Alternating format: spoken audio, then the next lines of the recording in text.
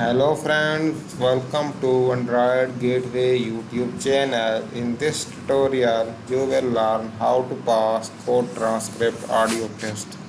Before starting audio test, first of all, you must read GoTranscription guideline. This will help you to pass GoTranscript audio test. You need to read all these guidelines 1 to 2 times all the way to the end. After reading these guidelines, you understand the rules of co-transcription and you need to apply all these rules into co-transcript audio test. So this will help you a lot to pass this audio test. Without applying audio test, you never pass co-transcript audio test. If you transcribe audio to text properly but you not apply all these code transcription rule, you never pass code transcript audio test.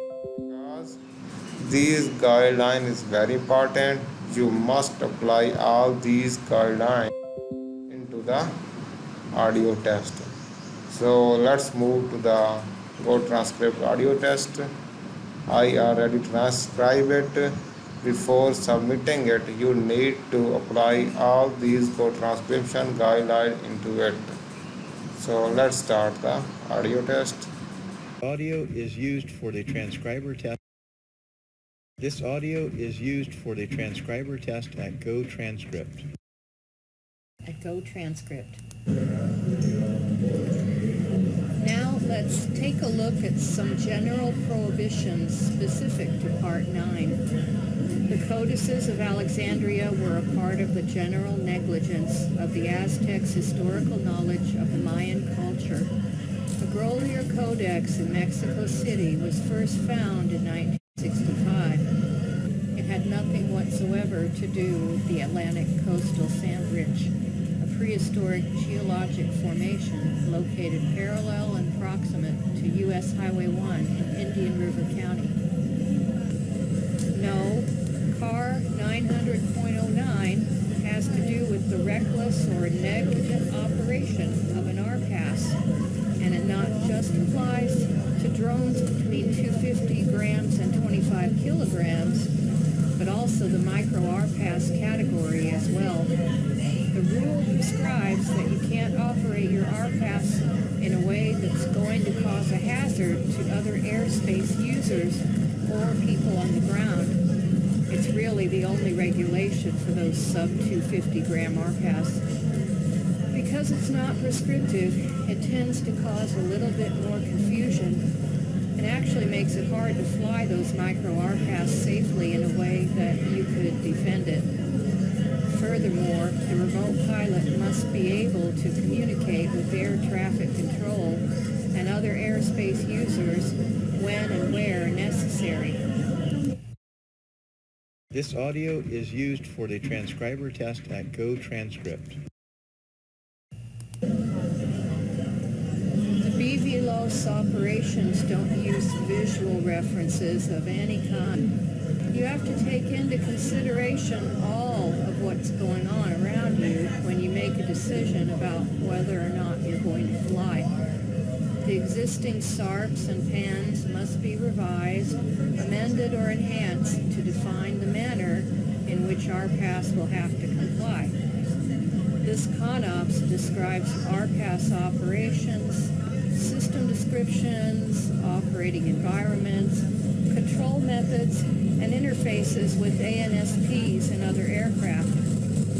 For a micro RPAS, one of the 250 gram or lighter drones, it says, "Don't be a hazard." It doesn't say don't fly at an airport.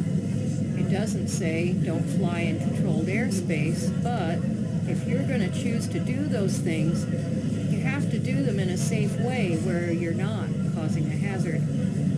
It does take a little bit of experience and knowledge.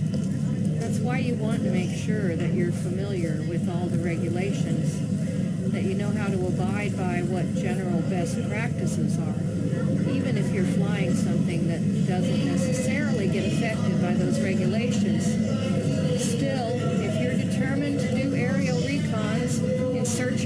absence of uniface tools, make sure your RWO keeps an eye out for wayward WC139Ks. This audio is used for the transcriber test at GoTranscript. So friend, this is the audio test for today. I hope this video is very helpful for you, and one time more, before submitting this audio test, you must apply all the GoTranscription guidelines. If you need to help how to apply these guidelines, there are old tests on the GoTranscription guideline. You simply check the old test and identify how they are applying GoTranscription guideline into the old test.